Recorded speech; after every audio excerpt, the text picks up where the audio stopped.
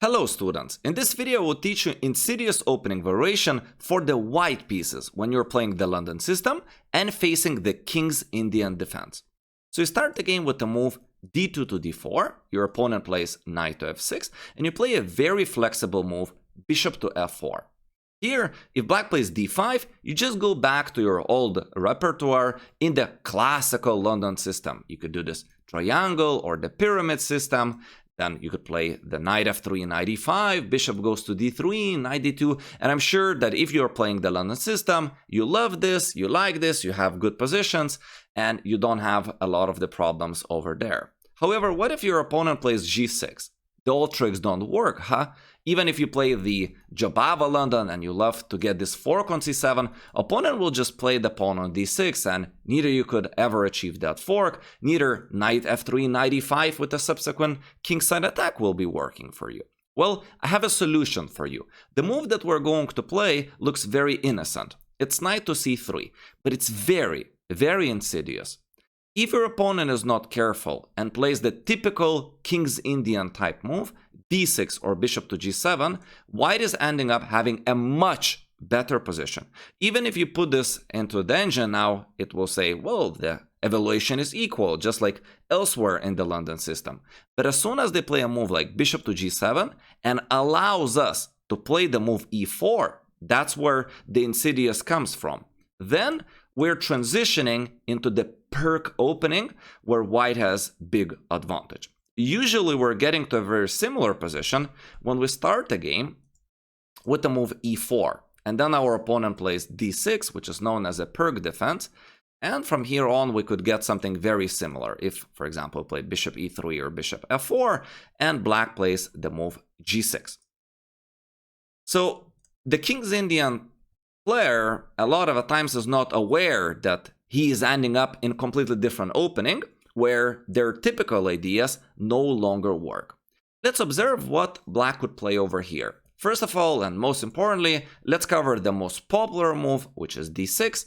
And we have a very simple plan as white. We want to play queen d2, long castle, and checkmate black with ideas like bishop h6, trading off the main defender, and then playing h4, h5, simply to open up the h file, pawn storming sometimes on the king side, and give a mate. Let's see how that looks like. So black castles, white castles. Let's observe and learn main attacking ideas for white. First of all, we would like to exchange the dark square bishops in order to weaken opponent's king side. Then we almost always would like to attempt opening up the h file to involve the h rook into the game. And very often we're going to be sacrificing this pawn. Our main idea is to just get the rook protecting h6 so that the queen could land there. After the knight takes, usually we need to kick away this knight. So what we do is either we play bishop to e2 or f3 followed by g4 in order to kick away it, and then we could play the move queen to h6. After we get queen to h6, all we need to do is kick away the knight from e5. Usually that can be done by the move e5, and if the knight runs away, we have a checkmate on h7. So that would be very, very classical, typical way of conducting such an attack against the fianchettoed bishop of black. Now let's take a look at a game where our opponent is going to fight back against this attack. I was playing white here and started with the move d4. Our opponent played g6, I played the move e4, and yes, you could get to exactly the same position via the London system. So bishop g7, knight c3, pawn d6, bishop f4, and knight f6, and we're in exactly same position. It just started off as maybe a Pirc, and you will get to this position via the London system. So we play queen to d2. Our opponent plays c6. I think this is a fantastic move. Black is preparing to counterattack the queen side. We castle. We have queen a5. Black is resistant, putting the pressure on the queen side. White played f3. This is a very multi-purpose move. A lot of times later, we do want to play the move g4. So this move f3 prepares that. Plus, it never allows black to use the g4 square for the bishop or the knight. Black castles, and I'm just doing the same thing. I play bishop h6 with the idea of exchanging the fianchetto bishop of blacks. Black is striking back at the center with e5. I exchange the fianchetto bishop and launch the attack on the king side. So my first move is h4, and I have clear idea in mind. I want to play h5 and open up the H file.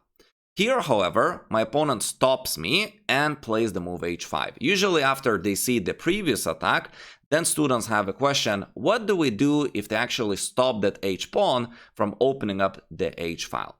Well, here is the answer. In this game, I played the move G4. And the following idea is very, very common in these kind of structures. Once black takes on G4, we're playing the move H5. So the idea is just to get the files opened so that the pieces could come in and checkmate the black's king. So the big idea is that if they take with pawn or the knight and we sacrifice, a lot of times we have the queen coming to G5 square with a lot of danger. For example, if they take here with the pawn, we have queen G5 check, it moves, and then we have queen F6. And in this position, because we're blocking the queen's protection of the H5 pawn, the game is over because after we play rook H5, the black's king is getting mated. And there are no alternatives. Maybe they could give up the queen and delay the mate or take the pawn on A2, but white is winning the game. So in our game, black decided to take with the knight. And some of you may want to pause the video over here and maybe find this whole tactic and attack till the very end. So it's possible to calculate as many as 5 to 6 moves here for white. And for others, just enjoy the show.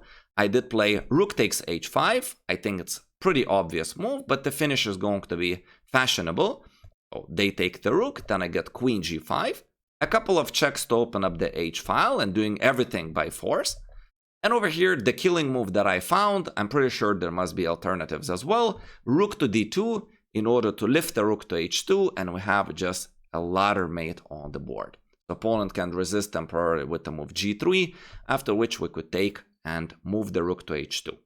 And just because we're having so much fun, let's take a look at one more short game played by white with the same attack. Over here, I was playing white. All of these were blitz games, by the way. And we're gonna reach the same middle game. Here black chooses the move knight bd7, and white once again starts the same attack with exchanging the main defender of the black's king side. This time black defends a bit differently, or counterattacks I should say. They play the move pawn to e5, striking back in the middle. I exchange the fianchetto bishop, play the move f3 for the same reasons. G4 will always be useful at some point. We have takes and takes, and this time the position looks a little bit different. We never saw the knight on e5 and our queen is no longer on d2, but nevertheless white still has a very similar attack.